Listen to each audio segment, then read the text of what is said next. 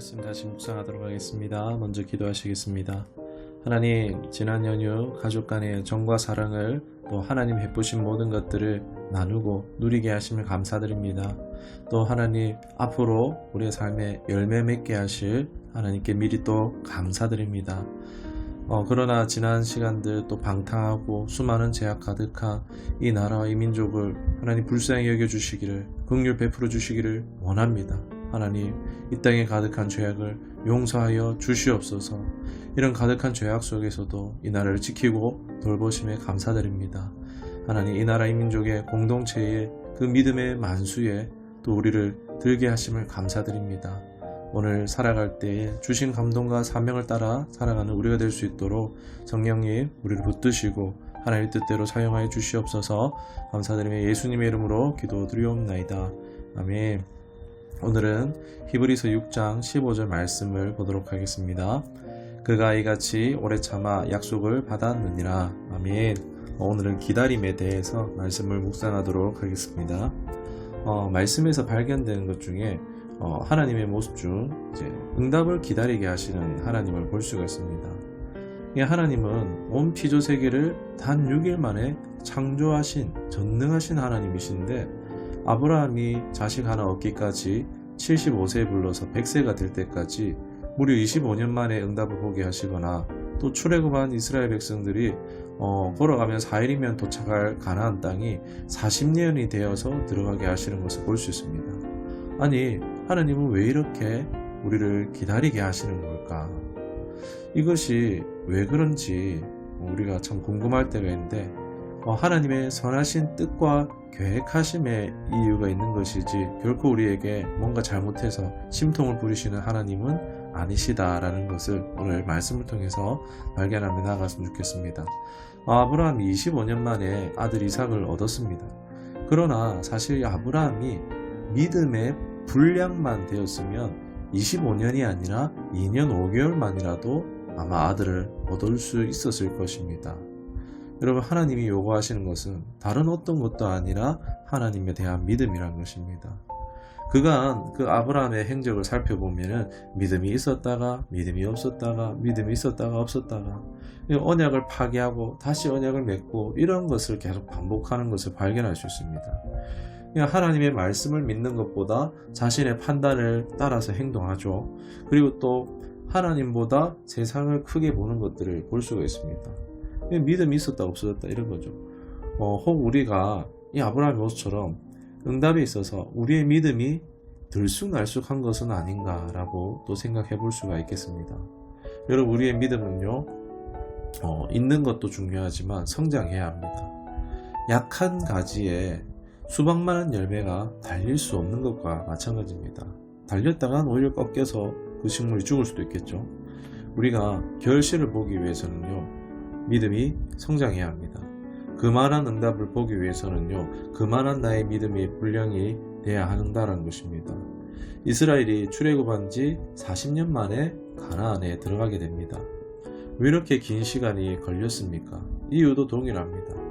광야에서 훈련을 통해서 하나님을 철저히 더 신뢰하고 어떤 신앙의 장애물이 막고 있어도 돌파하고 밀어붙이고 들어갈 수 있게 될 만큼 그런 믿음이 그들에게 생겼기 때문입니다. 광야에서의 그 긴 시간이 이들의 믿음을 만들었던 것입니다. 아브라함이 자식을 얻는 믿음이 25년 걸렸죠. 그리고 나라를 세우기 시작하는 데까지만 이제 40년이라는 시간을 걸리게 되었습니다.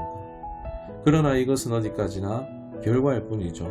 이 기다림 속에서 이들은 하나님을 신뢰하는 자들이 된 것입니다. 발견하는 것은 이 강력한 믿음, 온전한 믿음이 수반되어야 하는 것이고, 이것이 결과보다 더 중요하다라는 것을 볼 수가 있습니다. 여러분, 한국인에게 기다림만큼 어려운 게 사실 없는 것 같습니다. 세상 일에 있어서 빨리 이렇게 하는 것들이 긍정적일지 몰라도 신앙생활에 있어서는 치명적이라고 할 수 있습니다. 하나님의 시간을 기다리지 못해서 포기하고 말 수 있기 때문입니다. 여러분, 기다림은 사실 정말 괴롭습니다. 기다림의 그 시간이 언제가 끝입니까? 알면 좋으련만 하나님은 알려주시지 않죠. 그런데 만약에 알려주신다면 어떨까요? 하나님이 아브라함에게 야, 너 25년 뒤에 아들 줄게 했으면 아브라함이 어떻게 반응했을까요? 뭐 25년? 에이 더럽고 안 입고 와서 내가 자식을 사오면 되지 뭐. 안 된다, 안 기다린다 이럴 수도 있었겠고, 또 기다리긴 기다려도 이 25년이라는 시간을 자기 마음대로 살다가 믿음은 하나도 안 자라고 25년이 지났을지도 모르기 때문입니다. 사도행전 1장 4절에 보면요, 예수님께서 사도들에게 예루살렘을 떠나지 말라고 약속한 것을 기다리라고 하십니다. 바로 성령을 기다리는 것이죠. 그러나 제자들 입장에서는 뭘 기다려야 하는지도 언제까지 기다려야 하는지도 모릅니다. 이 오순절날 이제 성령님을 보내겠다라고 뭐 말씀하시지도 않습니다. 언제 올 거라고도 말씀하지 않습니다. 기다리라는 것입니다. 이 마가의 다락방에서 보면은 120여 명의 사람들이 성령을 받는 역사가 나옵니다. 놀랍죠? 야, 120명이야 라는데, 사실 그 처음 몇 명이 기다렸을까요? 그 처음 기다린 사람이 500명인지 1000명인지는 사실 잘 모릅니다.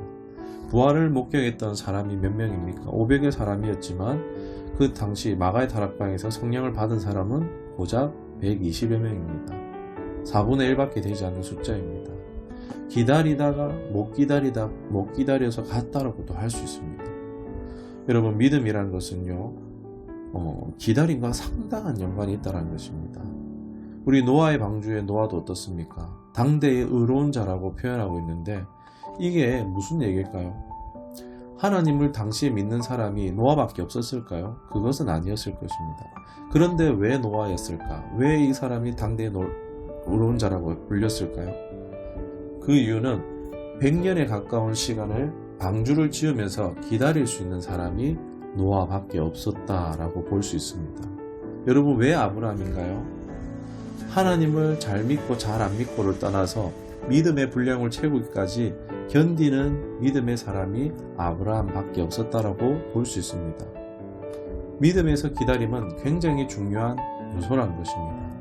오늘날 수많은 사람들 중에서 우리를 불러 택하신 것이, 그 이유가 이런 믿음의 분량까지 도달할 때까지 기다릴 수 있을 것을 기대할 수 있는 사람들이기 때문에 우리를 택하여 부르신 것이 아닐까라고도 생각해 볼 수 있겠죠.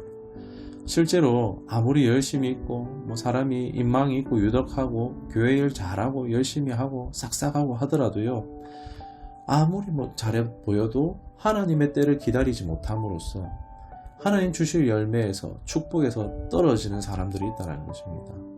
오히려 많이 배워서 똑똑해서 잘나서 가진 것이 많아서, 내가 할 수 있는 것이 많아서 하나님의 축복에서 떨어지는 사람들이 있다는 것입니다. 자기 생각에 자기 마음에 하나님 주신 마음이 아닌데 응답을, 축복을 소멸시키고 마는 것입니다. 여러분, 기다림이라는 것이 너무 힘들지만 이 하나님이 주시는 기다림에는요, 소망이 있습니다. 다른 것은 몰라도 하나님 주시는 기다림은 결국 끝을 주시고 축복을 주시겠다는 것입니다. 아멘이십니까? 누구나 예수님을 주로 신하면요, 우리는 모두가 신앙학교에 입학한 것과 다름없습니다. 하나님은 단순히 달콤한 응답만을 주시는 분이 아니십니다. 달콤한 응답을 주실 때도 있어요. 그러나 이 신앙학교에는 과제와 시험이 있다는 겁니다. 우리의 존재의 성숙과 성장에 하나님은 관심이 있으세요. 그리고 이로써 열매와 응답을 우리에게 얻게 하십니다. 응답의 지연은요, 우리에게 하나님이 기다림을 주시는 이유는요, 우리의 믿음이 없어서가 아니라 그 열매를, 그 응답을 감당할 믿음으로 성장하고 준비되게 하시는 것이라고 볼 수 있습니다. 아브라함이 안정된 신앙이 되었을 때 하나님의 축복이 부어졌습니다. 여러분, 그 안정된 신앙이 무엇이겠습니까? 바로 하나님과 동행하는 신앙입니다. 여러분, 믿음의 조상들, 위대한 믿음의 조상들은요, 하나같이 다 하나님과 동행했습니다. 에녹, 노아, 아브라함, 모세, 다 하나님과 동행한 사람들입니다. 그러나 그것을 방해하는 것이 뭐냐? 조급함입니다. 우리는 조급함 때문에 주님보다 앞장서려다가 가다가 사고를 당한다는 것입니다. 하나님이 기다림을 허락하는 것은 바로 우리의 조급함을 고치시는 것입니다. 주님과 동행, 같이 걸어감을 알게 해주시려고 합니다. 주님과 함께 앞서지 않고 한 걸음 뒤에서 따라가듯이 같이 걷는 그것이 바로 안정된 믿음, 축복과 응답을 불러오는 믿음인 줄 믿습니다.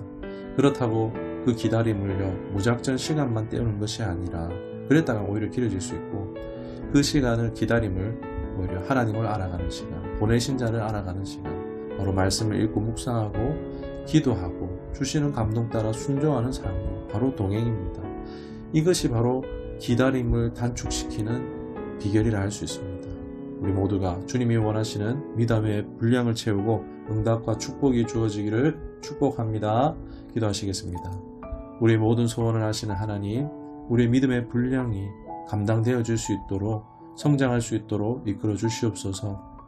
또 우리에게 분별하는 지혜와 상황과 환경을 이겨낼 만한 담대한 믿음을 더하여 주시옵소서. 믿음대로 될지어다 같이 우리의 믿음이 온전하고 성숙하고 성장하도록 인도하여 주시옵소서. 감사드리며 예수님의 이름으로 기도드리옵나이다. 아멘.